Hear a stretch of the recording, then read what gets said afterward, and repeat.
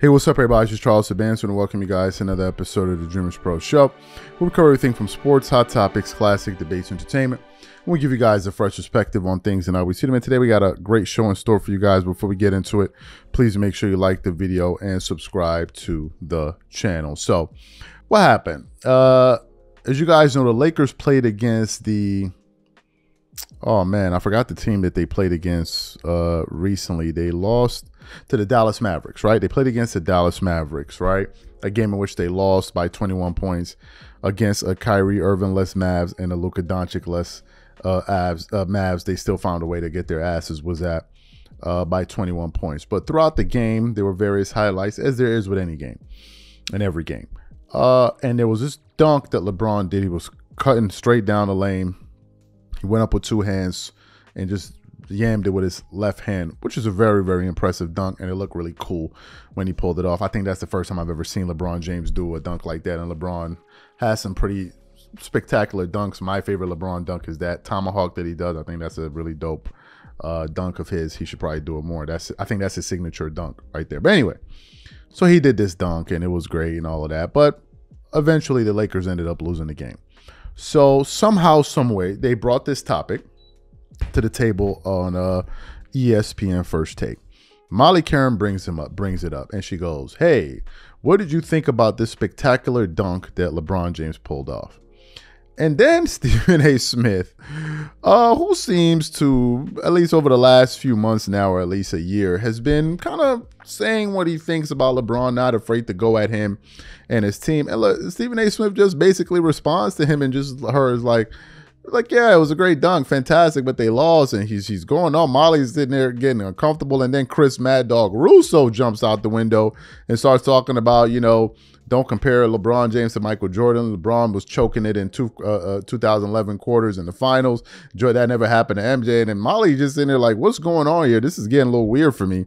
But I think Molly wasn't expecting for those guys to push back. She thought that when she threw out that topic, they were going to sit up there and twerk it up all over the table. And it was a complete opposite that took place there. So these are the comments that we want to get into. Before we even get into what Stephen A. Smith and Chris Mad Dog had to say in response to Molly, today's video is brought to you by our sponsor, Game Time. With the year almost over, I am super excited about creating memories with family and friends by attending various plays, theater shows, and sporting events. And when it comes time to look for tickets, Game Time is my go-to. Game Time is one of the most reliable marketplaces for last-minute tickets to the most popular events in sports, music, and theater in more than 60 cities across the United States and Canada. Game Time saves me money, time, and stress.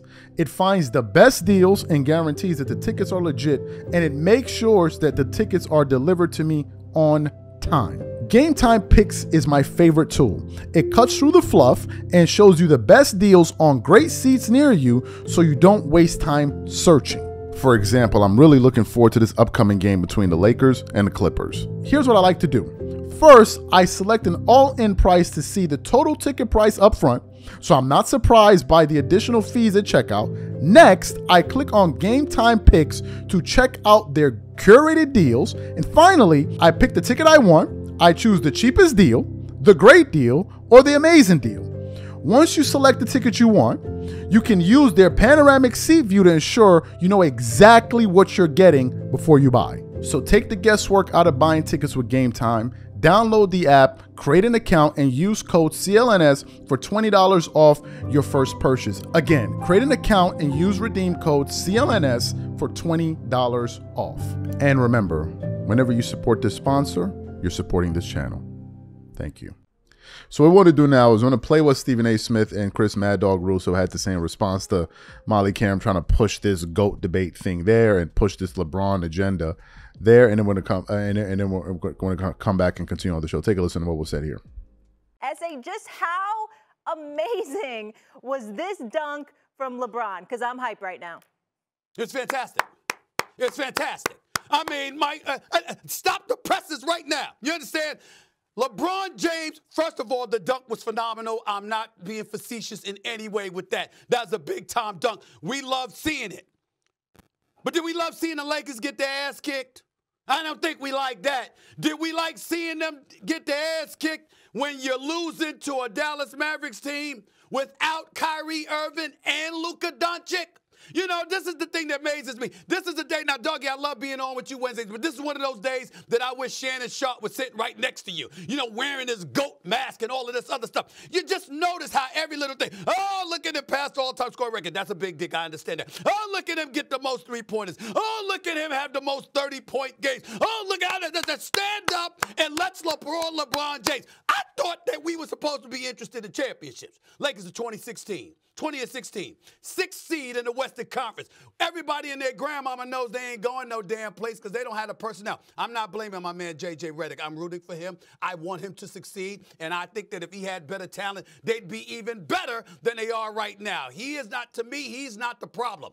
But the point that I'm trying to make is I just love how everybody is just fawning over everything we see from LeBron James at age 40. You know why I'm thinking about that? Because this dude can pass records, haven't played 7 more years, haven't played close to 500 more games than Michael Jordan. But then he passed it, and we like, wow, like they did it in the same time period and during the same era. I love how people try to walk around acting like that is the case. So we have to stand up and applaud because, you know, Doggy, I'm going to be called a hater, right? I got to be a LeBron hater. You do understand that in the world of Rich Paul, in the world of Maverick Carter and the rest of the crew, who I love, by the way, and I'm very proud of them, but you do understand with them, having LeBron James, and LeBron James himself, because he's the ringleader. We know he's the ringleader. LeBron James himself, having him in the history of basketball as the #2 player of all time is an insult to them. You do understand that, right, Doggy? I mean, Kareem Abdul-Jabbar, 6 MVPs, 6 titles. You understand? The sky hook, the one person with the one unstoppable move throughout the history of the game. Oh, that's not good enough. Having them better than that, that's not good enough. Having them better than a 5-time champion that is Kobe Bryant ain't good enough. Having them ahead of a 5-time champion that is Tim Duncan, it's not good enough. All these dudes got more titles than them now.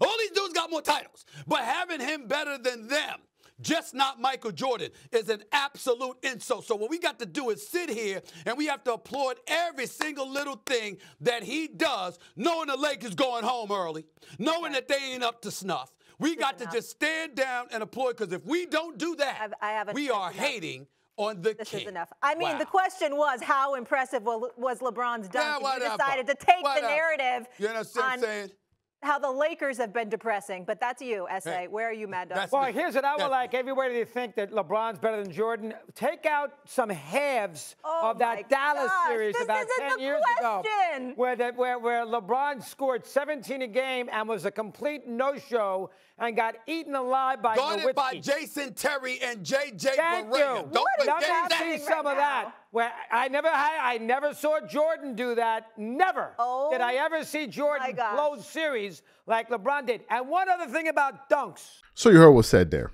right? You heard what was said there. I really appreciate what Chris Mad Dog said, because ESPN is the LeBron James network. All right, they're the LeBron James network. And at every turn, at every corner, they're looking for a way to put LeBron James next to Michael Jordan. At every opportunity that they have, they do that. They do it on their TV shows. They do it all over Instagram. We pointed this out after time after time after time. When LeBron was like 1 game behind Jordan, it was ESPN posting about it. Oh, look, he's about to pass Jordan. They're the ones. They're the ones that even made this 30-point record that Jordan have even a thing. Nobody even cared about it. The only reason they tried to popularize it was because LeBron was about to do it. So ESPN is constantly pushing this GOAT debate. Just the other day, I think it was on Tuesday or something, they had this absolutely lousy, fake, contrived GOAT debate on TV when Shannon Sharp. But you could tell the entire thing was just concocted and it just seemed so fake to me. And then they were there trying to have it. I didn't even watch much of it. I was like, this is stupid. Like, no one isn't really saying anything in this segment. This is a waste of time. They're just trying to like force this topic on people. And I thought it was just an absolutely ridiculous segment. But this is what they do. Now, Stephen A. Smith, he didn't dance to the tune that the company wanted him to, because usually what ends up happening is that when LeBron does things like this, people start losing their mind. Like, I was watching a game between the Mavs. LeBron passes the ball to somebody. Another person passes the ball to another person that hits a shot. And Reggie Miller's talking about, man, did you see the pass of LeBron? LeBron James led to that. It's like, so it's not the guy that actually made the play. It still goes back to LeBron James. it's like it gets so nauseating after a while. And people get sick of it. And this is the part that I think some LeBron fans can't really grasp. We are tired. Like, this is enough is enough. Like it's the glaze is just out of control now, son. Like, all of these dudes is out here looking like Santa Claus with their white beards with this glazing that y'all are doing. Like, it's crazy. Like, it's crazy with it. Crazified. That ain't even a word. I just made it up. Like, it's too much. It is just too much. Like, son, like, enough is enough with it. And this is what kills me when you have these guys complaining about, oh, you're hating on LeBron. What about all of these dudes that be sitting up here twerking it up all day long, pouring honey all over each other's bellies and hollering and screaming? Like, just doing, like, just basically breakdancing to LeBron James highlights. It's just crazy. And then when other people push back on it, like, yo, we don't want this. All of a sudden, oh, you don't like LeBron. Like, yo, enough is enough. Y'all are going around passing jars of honey to people sitting down in the stands. And the minute somebody be like, nah, I'm good, I don't want no honey. Oh, you have something against honey. You a hater of honey. It's like, bro, I don't want none. Y'all over here trying to give dudes lap dances. We don't want. Like, move to the next dude. There's this crazy video that was sent to me of somebody calling up talking about, I wish I could call LeBron James daddy and all that. Like, yo, these LeBron fans taking it to a whole new degree, B. Like, y'all, like, I'm beginning to get worried. I'm beginning to get worried. You talking we were trying to call him daddy. I don't like the way Savannah calls him daddy. If I was daddy, I'd call him daddy to right. Yo, what are y'all even talking about right now? What are you dudes even on right now? What part of the game is this? Like, when did the fandom reach this level? Y'all are taking it way too far. Like, yo, what's going on? Like, enough is enough with it. I know some people out there in Gilbert Arenas feel like LeBron James is the algorithm. When he retires, the NBA is going to go away because it's based on stars. Yeah, whatever. Whatever. Like, what the hell ever. Right? Like, but yo, it's oh my Lord, man. Y'all need to go relax. Y'all need to go sit down. Like just, ugh. It's too much. Anyway, these are my thoughts. Whatever you guys think, please leave your thoughts and comments in the comment section. Catch you on the next show. Peace.